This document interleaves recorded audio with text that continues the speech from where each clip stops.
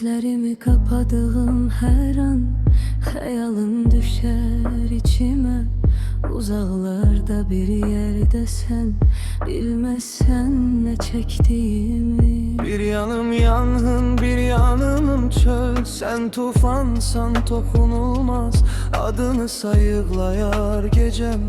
Sensizlik bir dağ kimi. Bendeki bu sevda neyle ölçülü?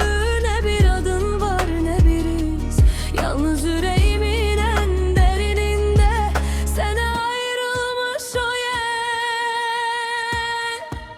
Sen benim uzaktan sevdiğim, sesini işitmeden özlediğim, yükünü küreğimde taşıdığım sensiz sensizliğim. Sen benim içimde sakladığım, kimseye diyebilmediğim bir ömür. Gözlediğim sensiz sensizliğim.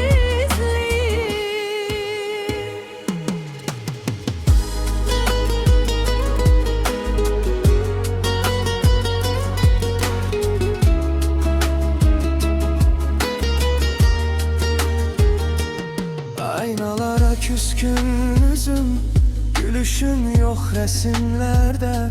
Varlığın uçurum kenarı, yokluğun derin kuyu. Bendeki bu sevda neyle ölçülür? Ne bir adım var ne bir iz. Yalnız yüreğimin en derinde soya ayrılmış o yer.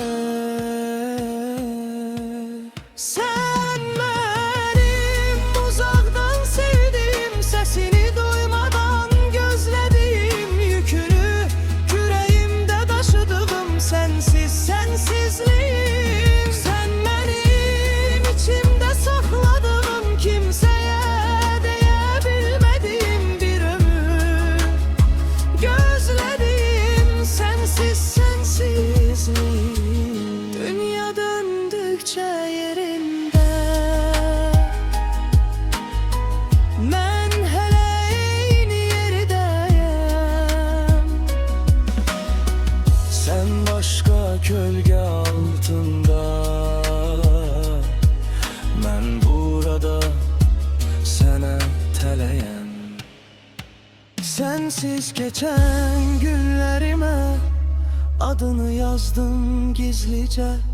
Sen bilmesen de olar, yeter ki yüreğimde solma. Sensiz sensizliğim.